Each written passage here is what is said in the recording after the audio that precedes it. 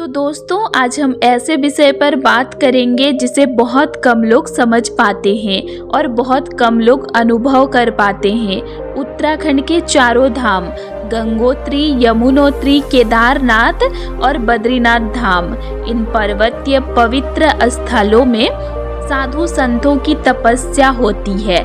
कुछ लोग सोचते हैं कि साधु सिर्फ दिखते हैं, लेकिन उनकी जिंदगी, उनकी तपस्या यह आम आदमी के अनुभव से अलग होती है। आज हम जानेंगे इन धामों में कितने साधु हैं, कहाँ रहते हैं, कैसे तपस्या करते हैं और वास्तविक जीवन क्या होता है। चलिए बिना किसी अफवाह के सिर्फ तथ्य और आस्था आधारित बातों से समझते हैं। तो चारों धाम हिंदू धर्म में अत्यंत पवित्र स्थान है। यह ऐसे स्थल हैं जहां शक्ति का वास माना जाता है। गंगा और यमुना के उद्गम हैं, भगवान शिव और विष्णु की प्रतिष्ठा है और तपस्या का माहौल सबसे प्रबल है। ऐसे पवित्र स्थलों में साधु संतों की उपस्थिति सदियों से चली आ रही परंपरा है। यह तपस्या सिर्फ संन्यास या अलगाव नहीं है, बल्कि आत्मिक अनुशासन और आत्म अन्वेषण है। पहले सबसे जरूरी बात साफ कर दे, साधुओं की कोई निश्चित सूची नहीं होती। चारों धाम में अलग अलग समय पर साधु रहते हैं। उनकी संख्या बदलती है। कुछ स्थानों पर अस्थायी रहते हैं और कुछ केवल विशिष्ट समय में आते हैं। पर फिर भी सामान्य अनुमान से गंगोत्री धाम में लगभग 20-50 से अधिक साधु कुछ वर्षों से तपस्या में लगे हैं। कुछ गुफाओं में हैं और कुछ साधु ऊंचाई पर रहते हैं। यमुनोत्री धाम में लगभग 15 से 40 साधु हैं। ऊंचाई और कठिन मार्ग के कारण संख्या थोड़ा कम है यहाँ पर। केदारनाथ धाम में लगभग 30 से 70 साधु हैं। मंदिर बंद होते समय इनमें से कुछ यहाँ अस्थायी रूप से रहते हैं। बद्रीनाथ धाम में लगभग 40 से 80 साधु हैं। यहाँ संख्या थोड़ी ज़्यादा है क्योंकि पवित्र स्थल और व्यवस्थाएं अधिक है, इसीलिए। ध्यान रहे, ये कठोर सूची नहीं है, ये अनुमान है जो स्थानीय अनुभव और साधु समुदाय से जुड़े लोगों के अनुसार है। कभी वर्षा और मौसम के अनुसार साल में संख्या ऊपर नीचे होती है। चारों धाम में साधु संत कुछ विशेष स्थानों पर निवास करते हैं। गंगोत्री में गंगोत्री के पास गुफाएं, ऊंचे पहाड़ी गुफाओं के पास चल रहे रास्तों से थोड़ी दूर पर कुछ साधु पत्थरों के नीचे या प्राकृतिक आश्रयों में होते हैं। यह स्थान बर्फ की छाया में रहते हैं ताकि ध्यान शक्ति बिना व्यवधान के बनी रहे। यमुनोत्री धाम में मंदिर के ऊपर पहाड़ी पर गुफाओं पर रहते हैं। धूमन महादेव गुफा जैसी जगहों पर रास्तों से थोड़ी अलग, जहां शोर नहीं होता और हठ योग कठिनता से होता है। यह स्थान ऊंचाई, ठंड और कठिन रास्तों के कारण केवल अनुभवी साधु चुनते हैं। केदारनाथ धाम में मंदिर के आसपास गुफाएं और पत्थर के आश्रय में कुछ विशेष विश्राम गृह पर सर्दियों में नीचे ऊखीमठ में भी रहते हैं। यहाँ कई साधु चलते फिरते भी रहते हैं ताकि मौन और तप दोनों साथ हो।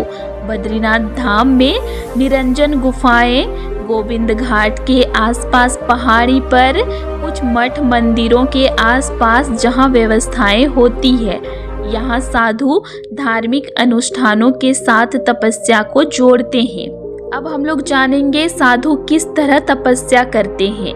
तो यह सबसे दिलचस्प हिस्सा है और इसे बहुत महत्वपूर्ण मानना चाहिए।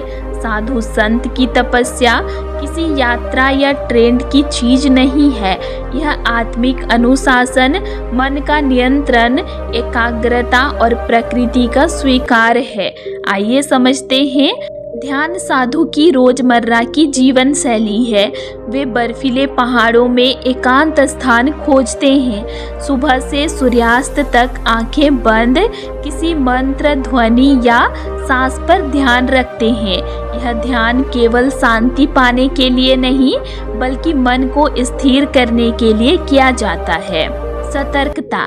साधु हर पल सहज रहते हैं। वे खुद को हर आवाज से अलग रखते हैं, अपने मन की हर हलचल को जानते हैं और बिना प्रतिक्रिया के बस देखते और महसूस करते हैं। यह प्रक्रिया प्रकृति के हर बदलते स्वर से जुड़ने का तरीका है। कठिन तप।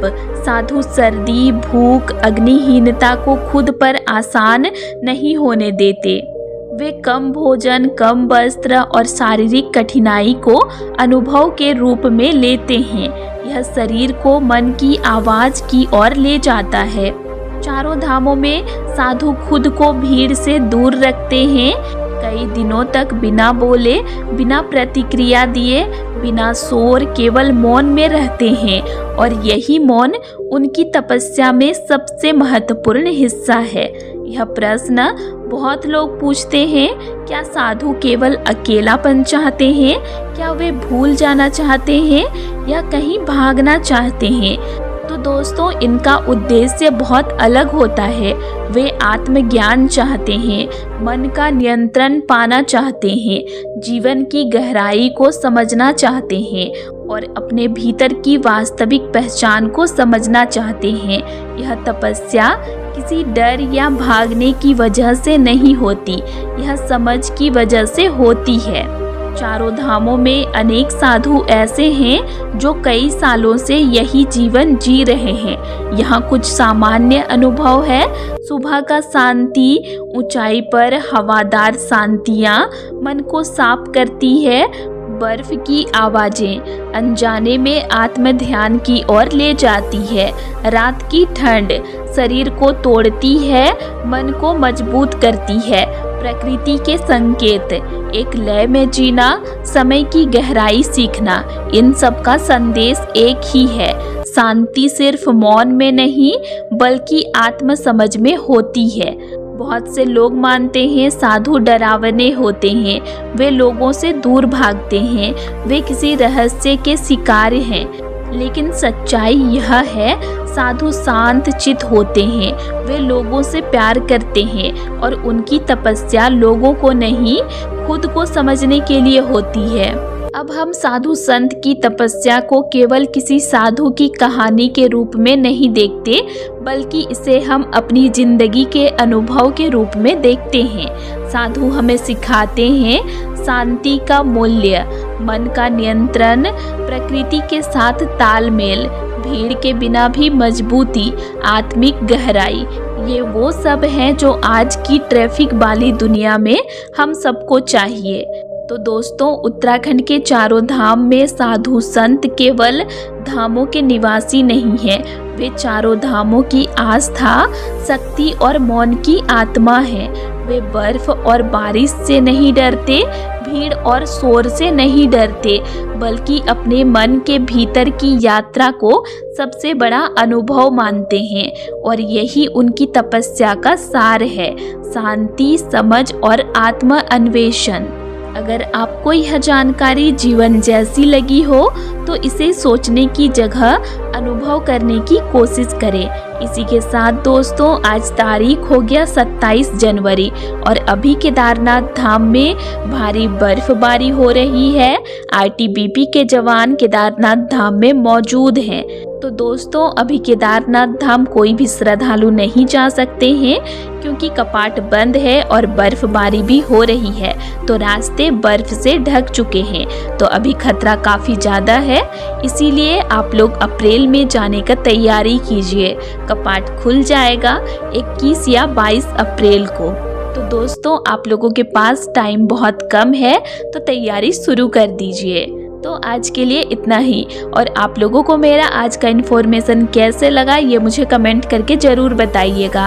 और वीडियो अच्छा लगा तो वीडियो को लाइक कीजिएगा और साथ ही चैनल को सब्सक्राइब भी ज़रूर कर लीजिएगा। और अगर आप लोगों को केदारनाथ धाम से रिलेटेड और भी वीडियोस देखने हैं तो मेरे चैनल में अपलोड है, आप उनको भी देख सकते हैं। तो चलिए फिर मिलते हैं एक नई वीडियो के साथ। Thanks for watching.